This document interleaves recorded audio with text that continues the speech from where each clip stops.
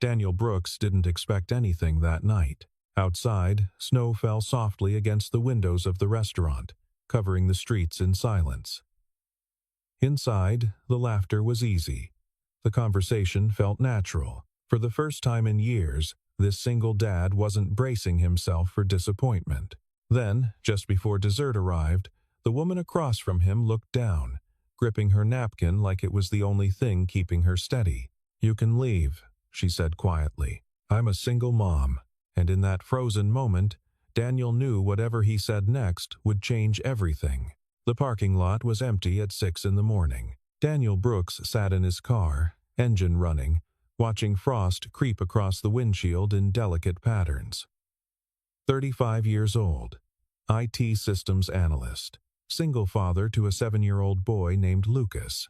The company building loomed ahead, dark windows reflecting the gray December sky. 4 stories of brick and glass. He'd been walking through those doors for 6 years now. 6 years of the same routine, the same desk, the same problems that never really changed. He didn't want to go in, not because he hated the job. He was good at it, competent, reliable.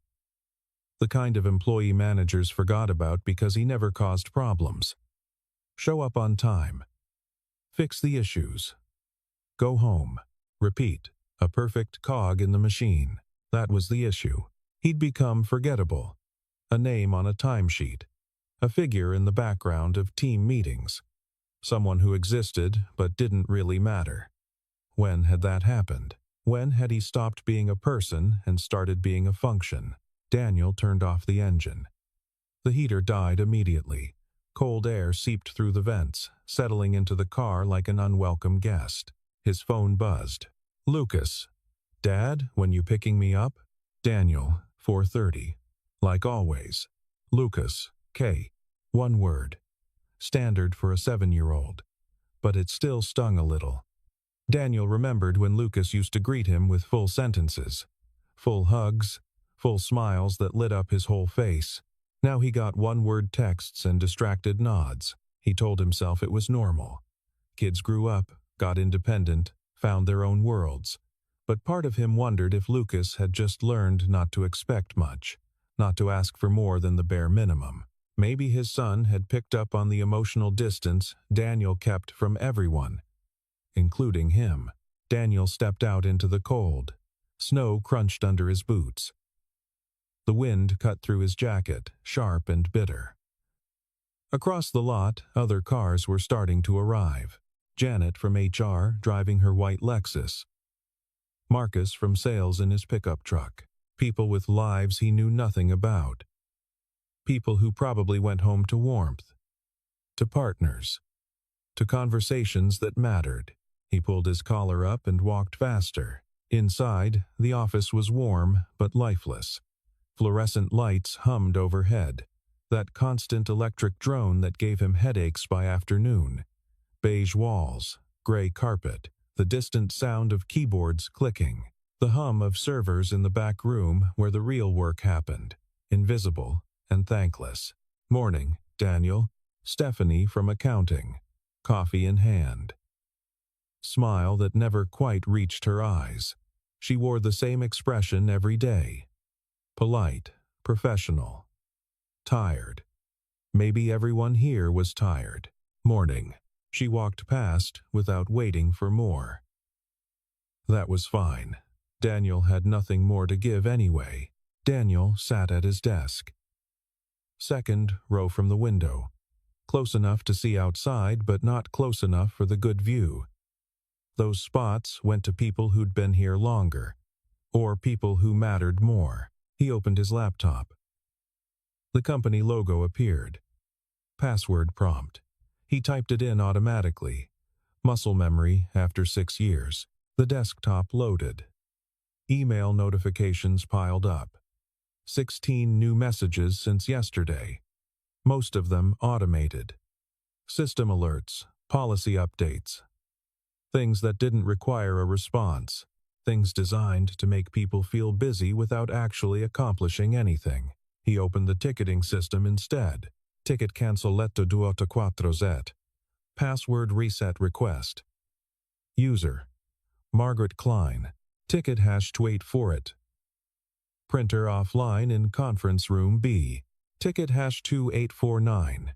Email won't send. User: Kevin Torres. Same problems. Different day. Different people making the same mistakes. Daniel fixed them mechanically.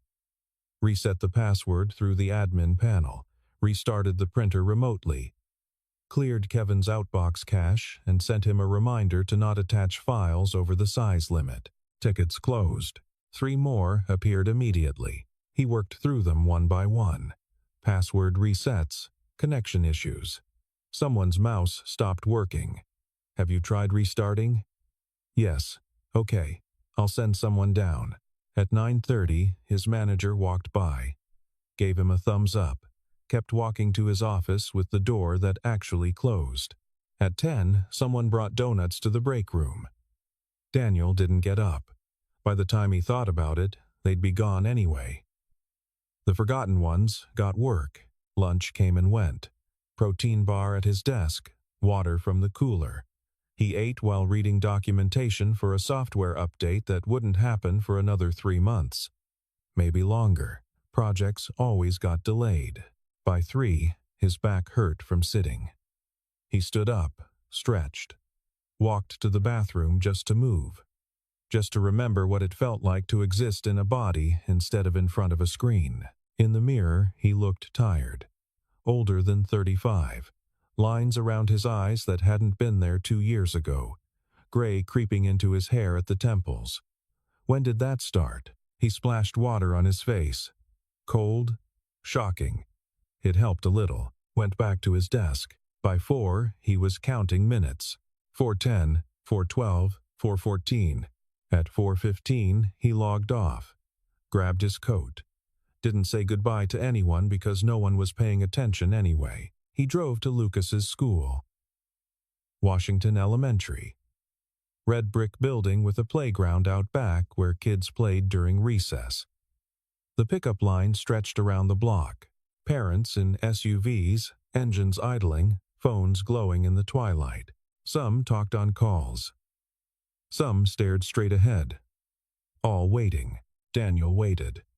3rd car from the front today. Not bad. He watched the school doors. Kids poured out in clusters, laughing, shoving. Alive in ways that adults forgot how to be. They still believed in things. Still got excited. Still felt everything at full volume. Lucas appeared near the back of the line. Backpack too big for his small frame. Dark hair sticking up in the back. He walked slowly, scanning the cars until he found Daniel's. He climbed into the back seat without a word. How was school? Fine. What'd you learn? Stuff. Daniel glanced in the rearview mirror. Lucas stared out the window. Not sulking. Just distant. Like he was there but not really there. Math stuff or reading stuff? Both. Anything interesting? Lucas shrugged. Daniel tried a different angle. Want to get pizza? Can we just go home? Sure. They drove in silence. Daniel turned on the radio. Some pop station Lucas liked. But Lucas didn't react.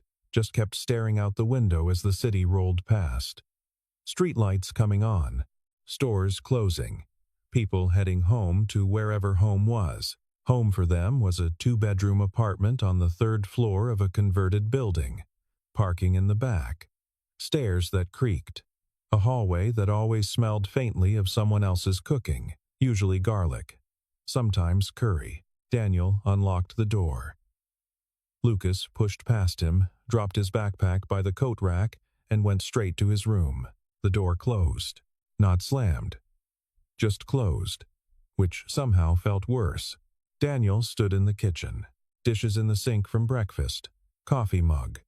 Bowl with dried cereal stuck to the sides.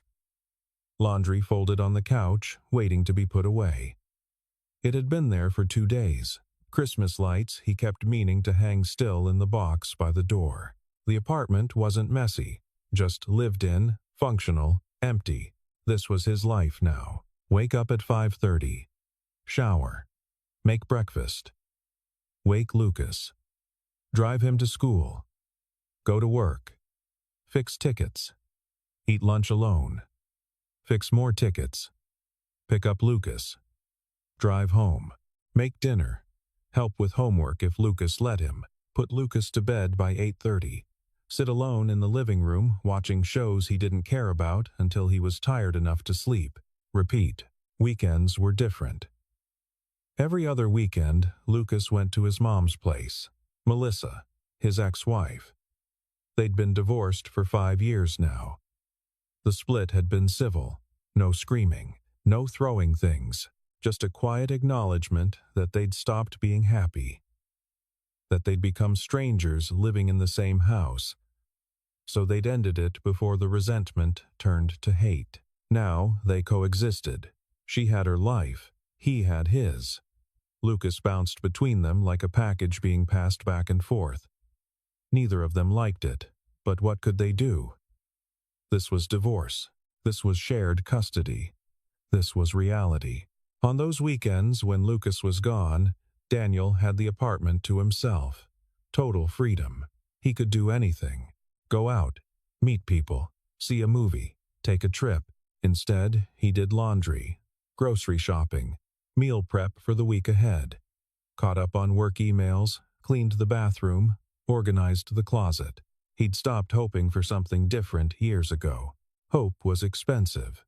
It required belief that things could change, that someone might want to build a life with a man who came with baggage and bedtimes and a kid who barely talked, a man whose idea of excitement was getting through the week without a crisis, a man who was too tired to dream about anything beyond the next day.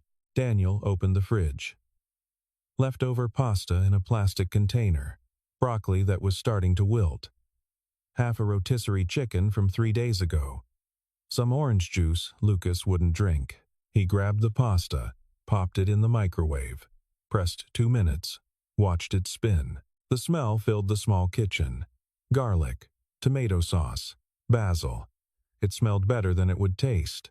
Reheated food always did. The microwave beeped. He ate standing at the counter, staring at nothing, chewing without tasting. Fork to mouth, swallow, repeat. Outside, snow began to fall again.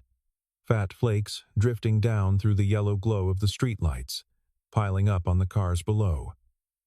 On the sidewalk, on the bare branches of the tree across the street, beautiful in a quiet, lonely kind of way. The pasta was gone before he realized he'd finished it. He rinsed the container, put it in the dishwasher, wiped down the counter with a sponge that needed replacing. From Lucas's room came the faint sound of music, something upbeat. At least he wasn't completely shut down. Daniel thought about knocking on the door, asking if Lucas wanted to play a game, watch a movie, something. Anything to connect, but he didn't, because Lucas would probably say no, and Daniel was too tired to handle another rejection today. So he sat on the couch instead. Turned on the TV, let the noise fill the silence. Some crime show.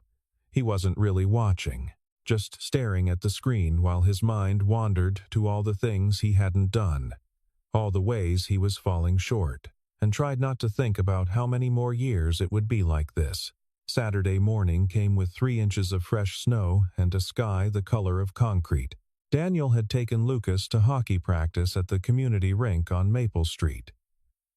The rink was old, built in the 70s, with wooden bleachers that creaked and a Zamboni that broke down every other week. But it was cheap, and Lucas liked it, so Daniel paid for the lessons. He'd watched through the glass as Lucas stumbled around on skates that were slightly too big.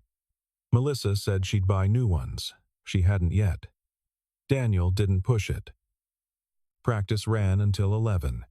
Now he had 2 hours to kill before pickup. He could go home, sit in the empty apartment, watch TV, stare at his phone, wait for time to pass.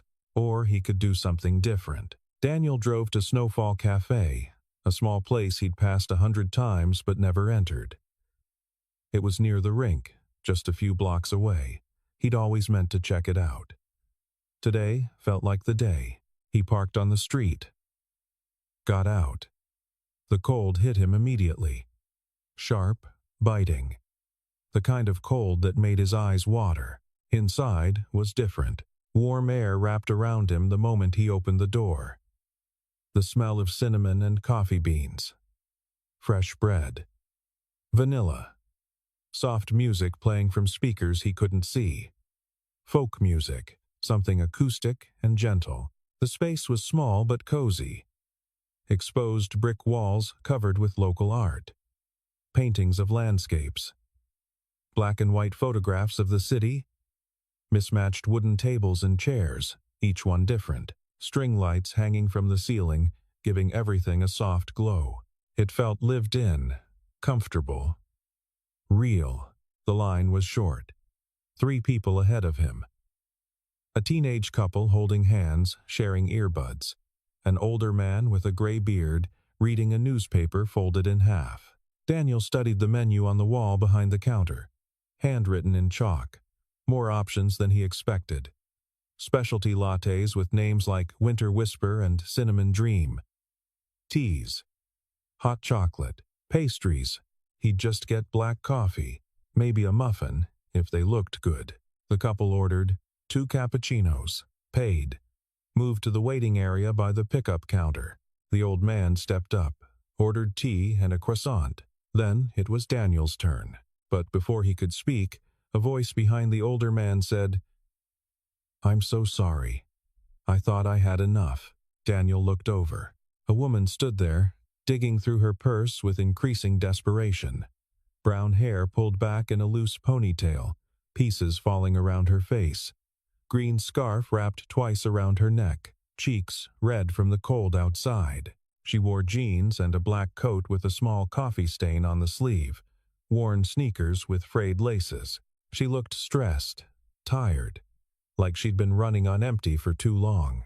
"I have $6, she said to the barista. Her voice carried embarrassment. Apology. "I thought the total was $5.50. The barista was young, maybe 19. Nose ring, purple hair pulled into a bun. She looked uncomfortable, shifting her weight from one foot to the other. "It's $6.20 with tax." "Right, of course." The woman kept searching her bag, fingers moving through the contents frantically. "Wallet, keys, receipts. I might have change in my car. Give me 1 second." She started to turn toward the door. Daniel stepped forward. "I've got it." She turned back, eyes wide, green. Tired around the edges, surprised. "Oh, no. You don't have to. It's 20 cents. He handed the barista $1. "Keep the change." The barista took it with visible relief, nodded, turned to make the drink. The woman stared at Daniel. "Thank you. Really. I don't usually. I mean, I thought I had my wallet organized, but apparently I don't know how to count anymore. It happens. Not to me. I'm usually." She stopped herself, laughed a little, self-deprecating. "Sorry, I'm rambling. Thank you." "No problem." The barista called out. "Medium vanilla latte." The woman took it carefully, held it with both hands like she was trying to warm them. Her hands were small, thin fingers, a small scar on her left knuckle. Recent, maybe. She looked at Daniel again. "I'm Claire." "Daniel." They shook hands. Hers was cold despite the latte. Soft. She had a gentle grip. "Do you come here often?" she asked, then immediately winced, closing her eyes for a second. That sounded like a line. "I didn't mean it like a line. I just meant, have you been here before? Because I haven't, and I'm trying to figure out if it's any good." Daniel almost smiled. When was the last time someone had been nervous talking to him? "Sometimes. My son has hockey nearby." "Oh." She relaxed visibly.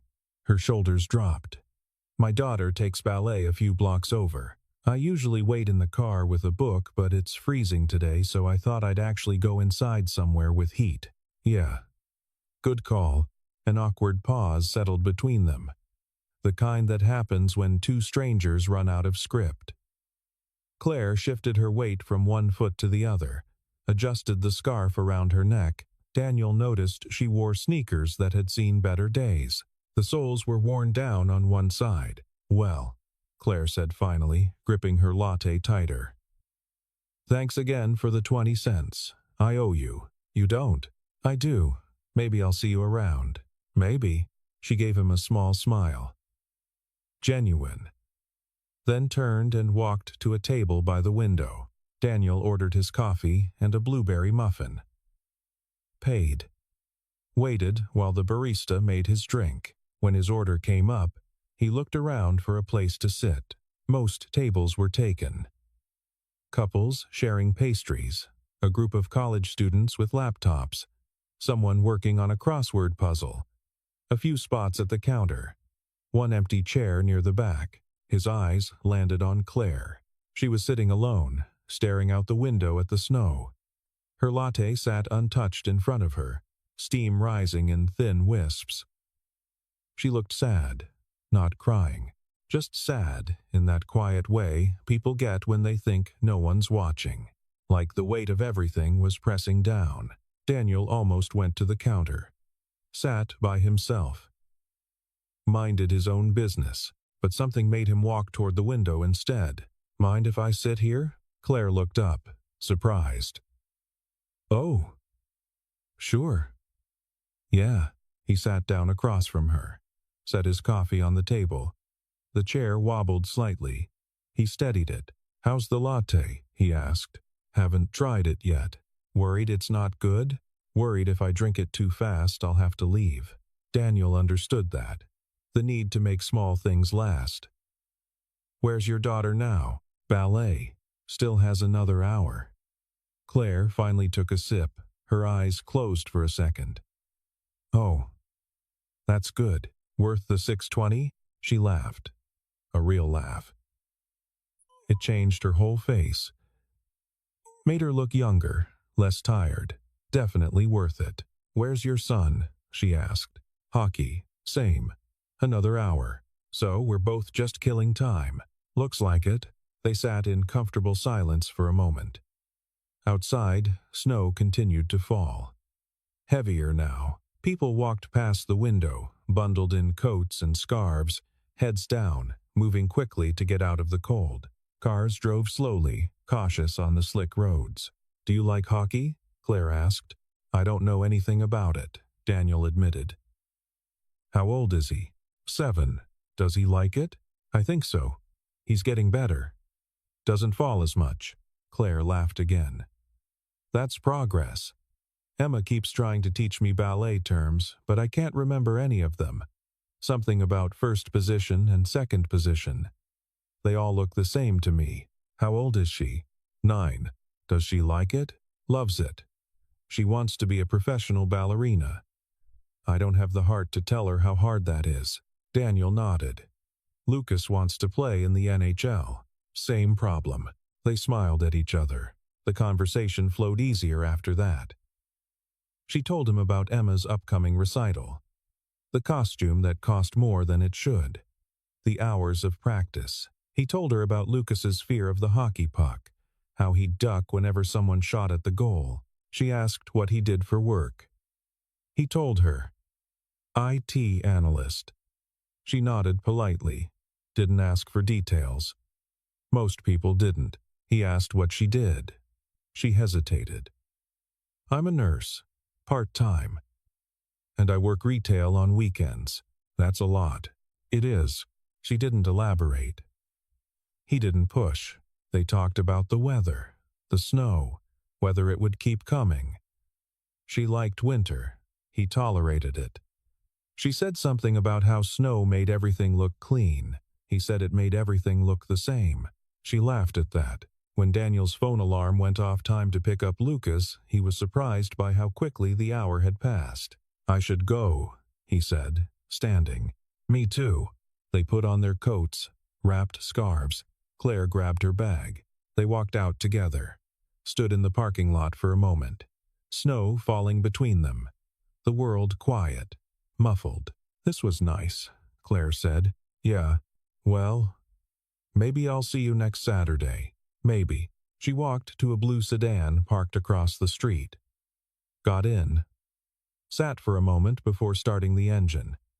Daniel could see her through the windshield, see her take a breath, like she was gathering herself. Then she drove away. Daniel got in his own car and went to pick up Lucas. But all the way there, he kept thinking about green eyes and a woman who apologized too much, and a laugh that sounded like hope. The next Saturday, he went back to Snowfall Cafe.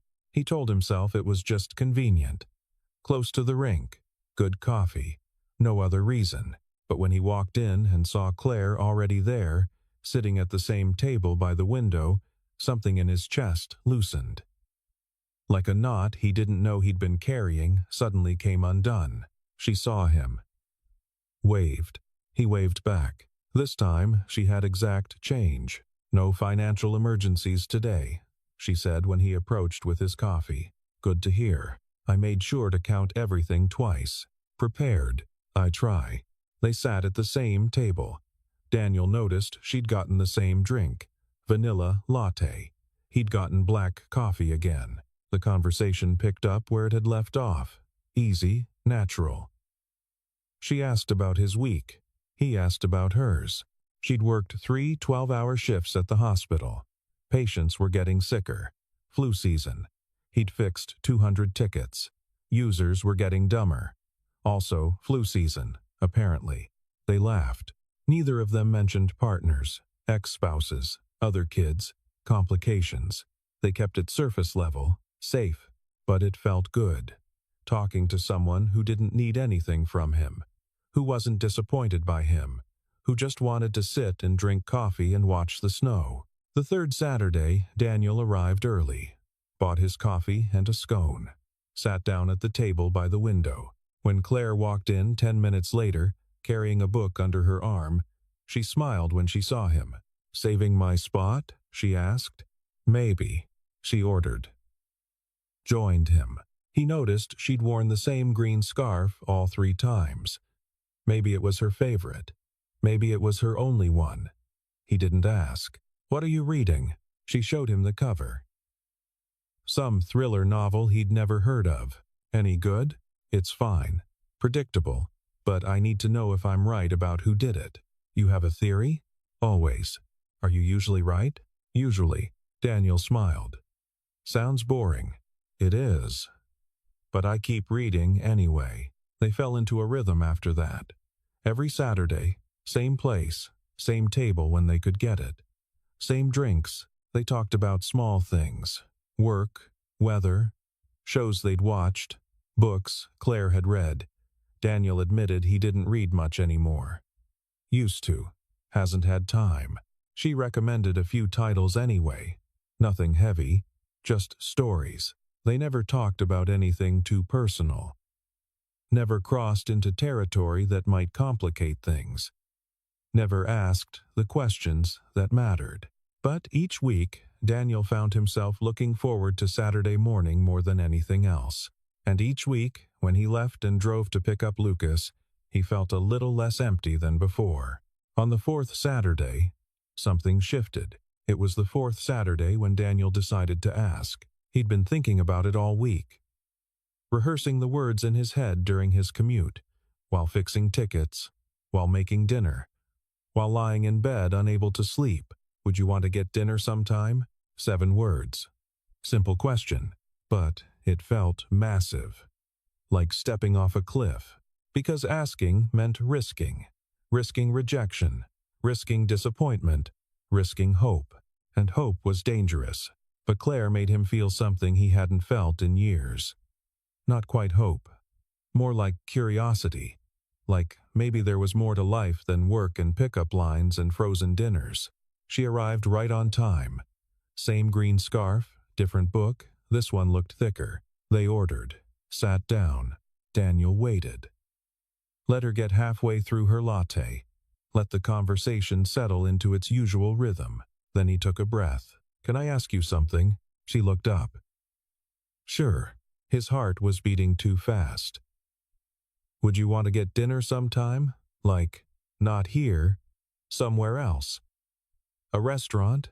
Claire froze. Not a small pause. A full stop. Her hand stopped midway to her cup.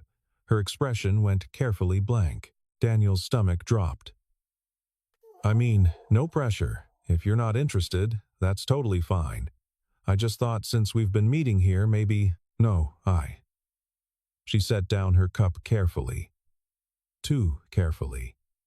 I'd like that. Relief washed over him like warm water. Really? Really? She smiled, but something in her eyes looked guarded. Scared, maybe. When were you thinking? How about Friday? Friday was Lucas's weekend with Melissa. Daniel would be alone, available. Free to stay out late if things went well. Claire hesitated. Just for a second. Then nodded. Friday works. They exchanged numbers. Made a plan. Old Pine Bistro at 7. Daniel had driven past it before. Nice place. Not too fancy, not too casual. Great, he said. Great, she echoed. They finished their coffee, talked about other things. But something had changed. There was an awareness now, a nervousness that hadn't been there before. When Daniel left that day, he felt lighter, younger, like maybe things could be different. But Claire sat in her car for a long time after he drove away. Her phone buzzed. Emma. Mom, when are you coming? Claire. On my way, sweetie. She stared at the message, then at the cafe, then at her hands on the steering wheel. She typed another message. Claire. Sorry. Traffic. Be there in 10. It was a lie. There was no traffic. The roads were clear. She just needed a minute to breathe, because she'd said yes to dinner with a man she barely knew. A man who seemed kind, who made her laugh, who looked at her like she was worth looking at.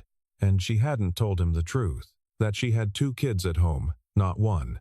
Emma and Noah, 9 and 6, that she worked 2 jobs because one wasn't enough, that her ex-husband hadn't paid child support in 8 months and probably never would, that her house was falling apart, that her car needed new brakes, that she was 1 bad month away from everything collapsing, that she was drowning. Claire started the car. Maybe it didn't matter. Maybe one dinner could just be one dinner. An evening where she could pretend her life was simple, where she could be Claire, not Mom, not Nurse Wilson, not the woman who worked retail on weekends to make ends meet. Just Claire.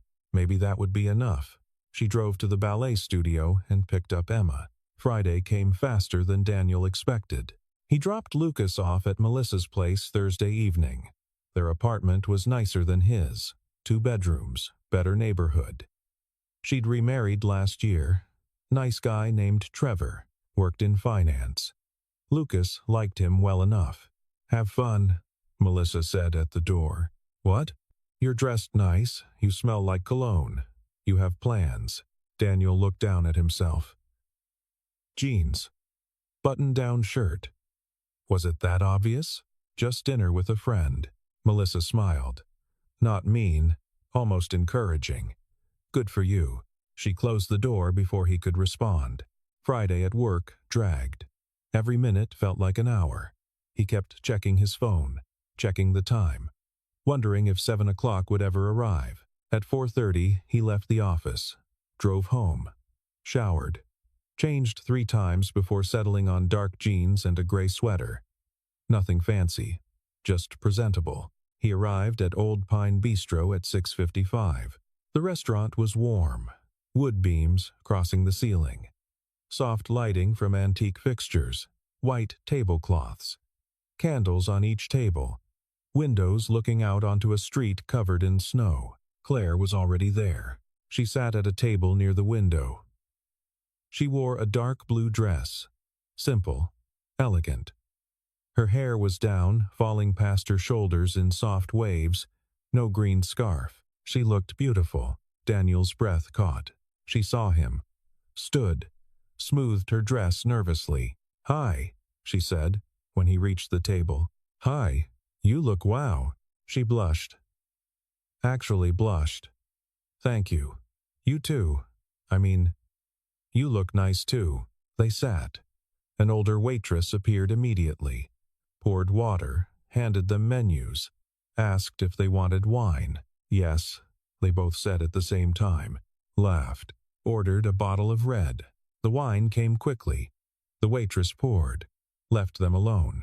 Daniel raised his glass. Two? To coffee? Claire offered. To coffee. They clinked glasses. Drank. The wine was good, smooth. Daniel didn't know anything about wine, but this tasted expensive. They ordered food. Steak for him, salmon for her, appetizer of bruschetta to share. Then they talked. About the weather at first. Safe topic. But then the conversation shifted naturally, the way good conversations do. Do you like your job? Claire asked. Daniel considered lying, saying yes, keeping it simple. But something about tonight made him want to be honest. Not really. It pays the bills, has good benefits. But I don't wake up excited about it. What would you do if you could do anything? He hadn't thought about that question in years. Maybe a decade. I used to want to build things. Not software. Actual things with my hands. Furniture. Cabinets.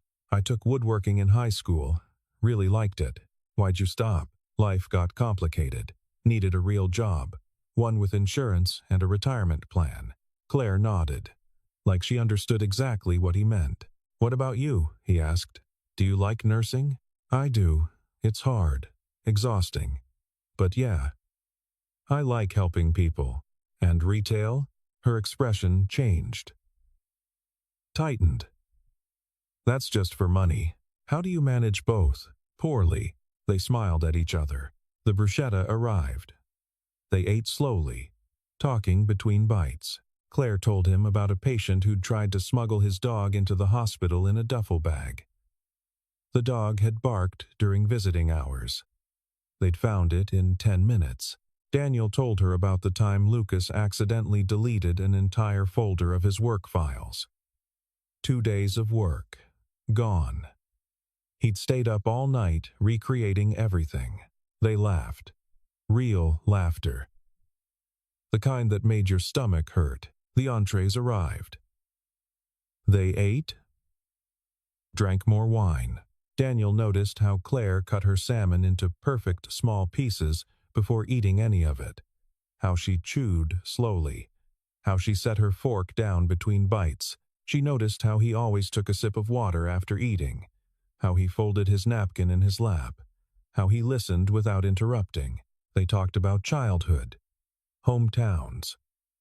Favorite movies. Books. Music. Claire liked old folk music. Joni Mitchell.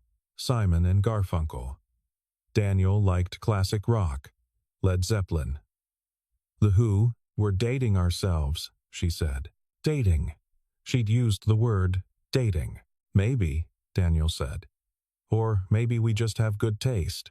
Or both. By the time dessert came chocolate cake, they decided to share. Daniel realized something. He hadn't checked his phone once. Hadn't thought about work. Hadn't worried about tomorrow, or next week, or next year. For the first time in as long as he could remember, he felt present. Completely, entirely here. This was nice, Claire said softly, setting down her fork. Yeah, it was. She looked down at her hands. At the napkin twisted between her fingers. Claire, she didn't look up. There's something I need to tell you. And just like that, everything changed. The restaurant felt suddenly quiet despite the other diners talking around them. Claire's voice was barely above a whisper. You can leave. Daniel blinked, confused. I'm a single mom. She finally looked at him. Eyes red, jaw tight, bracing for impact. I have 2 kids. Emma's 9, Noah's 6. Their dad left 2 years ago. Doesn't help. Doesn't pay support. I work 2 jobs because one isn't enough. My house is a mess. I'm always tired. I don't have time for this. She gestured between them. Small movement. But it felt huge. For us. For dating. For someone who probably wants something simple and easy. And I'm not that. I'm complicated. I come with baggage and bedtimes and permission slips and school lunches and homework and no free time and no money and her voice cracked. She stopped. Took a breath. "So you can leave," she said again. "Quieter now. I won't be offended. I get it. This isn't what you signed up for when you paid for my coffee." Silence. Heavy. Suffocating. Around them, the restaurant continued. Silverware clinking. Quiet conversations. Someone laughing at another table. But at their table, everything had stopped. Claire started to stand, to grab her purse, to run before he could say anything. "Claire," she froze. "I'm a single dad."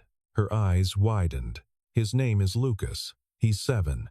His mom and I split when he was 2. I have him every other week. I work a job I hate because it has good benefits and a schedule I can depend on. I haven't been on a date in 3 years because I was too scared to let anyone in. Too scared they'd leave when they found out I came with complications." Claire sat back down slowly. "I don't go out. I don't have hobbies. My idea of a wild Friday night is frozen pizza and whatever's on TV. I'm boring. I'm tired. You're a dad," Claire finished. "Yeah. I didn't know. I didn't tell you." They stared at each other across the table, the candle between them flickering, shadows dancing on their faces. "So, if you're waiting for me to leave," Daniel said quietly, "you're going to be waiting a long time." Claire's hands were shaking. She pressed them flat against the table. "I don't know how to do this," she whispered. "Neither do I. I can't promise you anything. I can't promise I'll have time or energy or I'm not asking you to promise anything." "Then what are you asking?" Daniel thought about it. Really thought. What did he want? Just to keep talking, to keep sitting here, to keep seeing where this goes. Claire's face crumpled. Not crying, but close. Her eyes filled, but didn't overflow. "Why didn't you tell me before?" Daniel asked gently. "Because every time I do, they disappear." The words hung in the air. Heavy with history. With pain. With every man who'd run when things got real. Daniel reached across the table, took her hand. It was cold, trembling. "I'm not them." They stayed at the restaurant until closing. The waitress came by twice to ask if they needed anything else. The second time she smiled knowingly, brought them coffee on the house.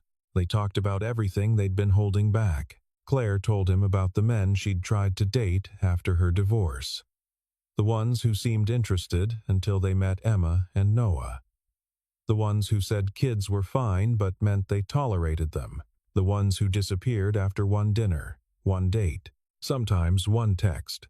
She told him about the guy who'd said he wanted to take things slow, then asked when she could get a babysitter because he wanted her to come to his place. Alone. Without the kids, because he needed to know who she was without them. She told him about the loneliness. The nights when the kids were asleep and the house was quiet and she felt like she was disappearing. Like she'd stopped being a person and become only a function. Mom, nurse, employee. Never Claire. Daniel told her about the same feeling, the same emptiness, about picking up Lucas from school and not knowing what to say, about feeling like he'd failed as a father because his son barely talked to him anymore, about the guilt of working so much, of not being there for every moment, of splitting his son between 2 houses like custody was a math problem to solve, about the apartment that felt too empty on weekends, about cooking for one, about watching TV alone and wondering if this was all there was. "I don't have answers," Claire said. "I don't either. I don't know if this will work." "Me neither. I don't even know what this is." "Neither do I." But they kept talking anyway, about bedtime routines, about packing lunches at midnight because they'd forgotten, about grocery shopping with kids who wanted everything, about the impossible math of single-parent budgets, about how hard it was to ask for help, how exhausting it was to always be strong, to always have the answers, to never fall apart because falling apart wasn't an option when someone depended on you. They talked about their ex-spouses.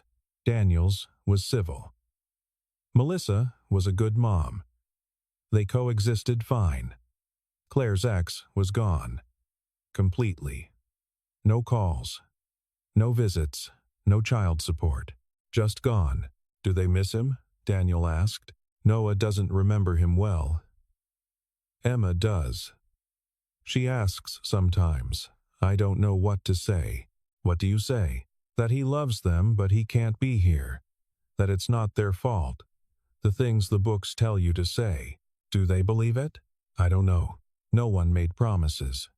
No one said, I love you, or we'll figure it out, or everything will be fine. They just said, I understand. And for the first time in years, both of them felt seen. Not as parents. Not as employees. Not as burdens or complications. As people. When they finally left the restaurant, snow was falling heavier. The streets were covered. Their cars were buried. Claire pulled her coat tight. The blue dress peeked out beneath. Her sneakers were soaked within seconds. I should have worn better shoes, she said. I should have checked the weather. They stood in the parking lot. Snow catching in her hair. In his eyelashes. Thank you for staying, she said. For what? For staying when I told you. Thank you for telling me. She looked up at him. Snow falling between them. The world quiet. Muffled. Can I see you again? Daniel asked. Claire hesitated. And in that hesitation, he saw all her fear, all her doubt, all the times she'd been let down. Then she nodded. Yeah. I'd like that. They texted almost every day after that. Daniel. How's your shift? Claire. Long. Yours? Daniel. Same. Claire. Want to meet for coffee tomorrow? Daniel. Yes. Simple messages, nothing heavy. But it felt like something. Like they were building towards something real. They met for coffee twice more over the next 2 weeks. Different cafes. Same easy conversation. But Daniel noticed something. Claire never invited him to her house. Never suggested meeting Emma and Noah. Kept him carefully separated from the rest of her life. When he mentioned it, she deflected. They're not ready. Or you're not ready. She looked away. They were sitting in his car. Parked outside a cafe. Engine off. Heat fading slowly from the vents. I don't want to confuse them, she said. Confuse them how? By bringing someone into their lives who might not stay. Daniel felt the sting of that. You think I won't stay? I don't know. What would it take for you to know? She looked at him. Tired. Guarded. Scared. Time. So Daniel gave her time. He stopped pushing. Stopped asking about the kids. Let her control the pace. The boundaries. The distance. But it was hard. He wanted to know her. All of her. Not just the version she showed him for an hour at a time in public places. He wanted to see where she lived. What her house looked like. What her kids were like. What her real life was. But she kept him at arm's length. And he didn't know how to bridge the gap without scaring her away. 3 weeks after their first date, they met for lunch. A sandwich shop near her work. She looked exhausted. Dark circles under her eyes. Hair pulled back messily. Rough night? He asked. Noah had a fever. Up until 3. Still went to work at 6. Jesus, Claire. It's fine. It's not fine. What am I supposed to do? Call in? I can't afford that. Daniel wanted to help. Wanted to say something useful. But what? He couldn't fix her job. Couldn't fix her finances. Couldn't make her ex-husband pay support. I'm sorry, he said instead. It's not your fault, but he still felt like he should do more. The next day, he texted her. Daniel, I want to meet them. She didn't respond for 2 hours. Claire. Who? Daniel, Emma, and Noah. Another hour passed. Claire. I don't know if that's a good idea. Daniel. Why not? Claire. Because what if this doesn't work? Daniel. What if it does? No response. A month after their first date, Daniel decided he couldn't wait anymore. They were sitting in his car again. Parked outside Claire's workplace, she'd just finished her shift. Still in scrubs, hair tied back, face bare. She looked beautiful anyway. I want to meet them, he said. Claire's face went pale. Daniel, Not as your boyfriend, not as anything serious, just as a friend. Someone who exists in your life. They're not ready. Or you're not ready. That's not fair. Maybe not. But it's true. She stared straight ahead. At the hospital building. At the people coming and going. At anything but him. I don't know how to do this, she said quietly. You keep saying that. Because it's true. I don't know how to let someone in. I don't know how to risk them leaving. I don't know. So what? We just keep meeting in parking lots forever. I don't know. Daniel exhaled slowly, trying to stay calm, trying not to push too hard. I like you, Claire. A lot. But I can't keep waiting on the sidelines. I can't keep being the secret you hide from your real life. She looked at him, eyes wet. What are you saying? I'm saying I want to be part of your life. The real one. Not just the version you show me for an hour here and there. And if it doesn't work, if you meet them and decide it's too much, then it doesn't work. But at least we tried. And if they get attached? If they start to care and then you leave? I won't leave. You can't promise that. You're right. I can't. But I can promise I won't leave because of them. I won't leave because it's hard. I won't leave because being a single mom is part of who you are. Claire wiped her eyes. Mascara smudged. She didn't seem to care. This is scary, she whispered. I know. I've been doing this alone for so long. You don't have to anymore. She sat in silence for a long time. Daniel didn't push, just waited. Finally, she nodded. Okay. Come over tomorrow, Sunday, just for dinner. As a friend, Daniel felt his heart race. Are you sure? No. But I'm doing it anyway. Sunday came cold and bright. Claire's house was on Willow Street, a small one-story ranch at the end of a cul-de-sac. Snow piled on the roof, icicles hanging from the gutters. A snowman in the front yard, slightly lopsided, with a carrot nose and stick arms. Daniel parked in the driveway behind the blue sedan, took a breath, walked to the door. Before he could knock, it opened. Claire stood there in jeans and a sweater. Hair down. No makeup. She looked nervous. Welcome to the chaos. She stepped aside. He stepped inside. The house was small, lived in, warm. The entryway opened into the living room. Toys everywhere. Legos scattered across the floor. A dollhouse in the corner. Coloring books on the coffee table. A basket of laundry on the couch, half folded. The walls were covered with kids' artwork, crayon drawings, finger paintings, a handprint turkey from Thanksgiving. It felt real, chaotic, alive. Sorry about the mess, Claire said automatically. It's fine. I tried to clean, but, Claire. It's fine. Two kids appeared from the hallway. The girl Emma was tall for 9, long brown hair, her mother's green eyes. She wore a pink ballet shirt and leggings. The boy, Noah, was smaller, 6 years old with dark hair and freckles. He wore a dinosaur t-shirt.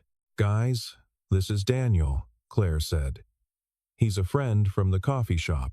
Emma studied him carefully, assessing. Do you like pizza? Daniel smiled. Yeah, I do. Good. Mom said we're having pizza. Noah didn't say anything, just stared, clutching a toy dinosaur. Nice to meet you both, Daniel said. Emma nodded. Do you have kids? I have a son. His name is Lucas. He's 7. Does he like Legos? He does. Maybe he can come over sometime. Daniel's chest tightened. Maybe. Noah still didn't speak. Just watched. Dinner was messy. They ordered pizza. Pepperoni and cheese. Ate at the small dining table that had seen better days. One chair wobbled. The tablecloth had a stain. Noah spilled juice within 5 minutes. Purple grape juice spreading across the table. Claire jumped up with paper towels. Apologized. Emma talked non-stop. About ballet. About school. About her best friend Madison, who'd moved away last month. About how she wanted a dog but Mom said no because they couldn't afford it. Claire looked embarrassed. Emma, what? We can't.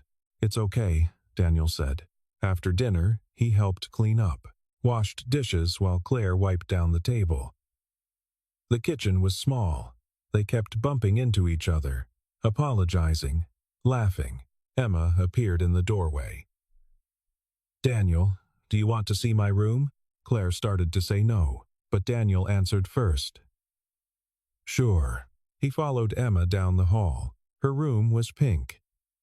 Posters of ballerinas on the walls. A small bed with a floral comforter. Stuffed animals piled in the corner. Ballet shoes hanging on a hook. This is where I practice, she said, demonstrating a pirouette in the small space. That's good. I'm going to be a professional ballerina. That's a big dream. Mom says I should have a backup plan. But I don't need one. I'm going to be good enough. The confidence of a 9-year-old. Daniel remembered Lucas having that once. I bet you will be. Emma showed him her stuffed animals, named each one, told him their birthdays. She had them organized by type, bears together, dogs together. The unicorn separate because it was special. Does Lucas have stuffed animals? She asked. A few. Does he still sleep with them? Sometimes. She nodded seriously. I still do too. Noah does every night. He has this elephant Mom gave him when he was a baby. When Daniel came back to the kitchen, Claire was leaning against the counter, arms crossed, waiting. Thank you, she said quietly. For what? For not running. Daniel stepped closer. I told you, I'm not going anywhere. Noah appeared then. Still hadn't said a word to Daniel. But he walked up, held out his dinosaur. This is Rex, he said. Voice small, serious, cool. What kind of dinosaur is Rex? T-Rex. The best kind, Daniel agreed. Noah smiled. Small, but real, then ran back to the living room. Claire's eyes were wet. He doesn't talk to strangers. I'm honored. They stood in the kitchen together, close. The sounds of the kids playing in the other room. The dishwasher running. The heater humming. This is my life, Claire said, looking around at the cramped kitchen, the chipped countertop, the magnets on the fridge holding school papers and permission slips. It's not glamorous. It's not organized. It's chaos most of the time. I know. And you're still here. I'm still here. She looked at him. Really looked. Like she was seeing him for the first time. Or maybe seeing herself reflected in his eyes. Someone worth staying for. You mean that? I do. Daniel didn't fix everything. He couldn't. Claire's life was still hard. The bills still piled up. Work still drained her. Noah still got sick. Emma still needed things they couldn't afford. But he kept showing up, not as a hero, not as a solution, just as someone who was there. He came over for dinner once a week, sometimes twice. Brought groceries occasionally, not in a way that felt like charity, just in a way that said, I noticed you were low on milk. He helped Emma with her math homework. Fractions, long division, things he'd forgotten how to do but relearned on the internet so he could help. He taught Noah how to tie his shoes, patient, gentle. Over and over, until Noah got it. He washed dishes without being asked. Folded laundry while Claire put the kids to bed. Fixed the wobbly chair. Changed a light bulb. Small things, normal things, things that added up. Claire stopped apologizing for the mess. Stopped trying to hide the hard parts. Stopped pretending her life was anything other than what it was. One night, after the kids were asleep, they sat on the couch together. The house was quiet. Snow falling outside. The only light came from the kitchen. I don't know what we're doing, Claire said. Me neither. I don't know where this is going. Me neither. But it feels right. Daniel took her hand, laced their fingers together. Yeah, it does. She leaned her head on his shoulder, closed her eyes. They sat like that for a long time, not talking, not moving, just being. Outside, the snow kept falling, covering the street, the cars, the snowman in the yard. Winter wasn't over yet. There would be more cold days, more hard nights, more struggles. But inside, something warmer was beginning to grow, something that felt like home. And for the first time in years, both of them believed it might last.